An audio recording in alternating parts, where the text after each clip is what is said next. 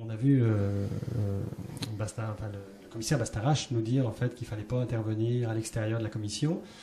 Ça avait été même, je pense, une volonté du Premier ministre qu'il n'y ait pas d'intervention en dehors de la commission. Il a été le premier en fait à enfreindre ce règlement-là. Ça, est-ce que ça entache la commission ou ça permet quand même à la commission de naviguer clairement là-dedans? Non.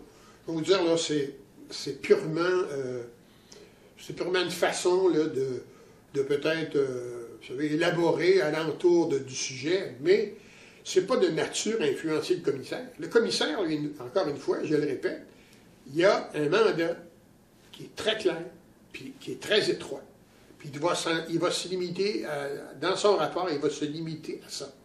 Tout ce qui est dit en dehors, même par le premier ministre Jean Charest, si ce n'est pas dit devant lui, ce n'est pas de la preuve. Donc, il ne peut pas retenir ça, lui.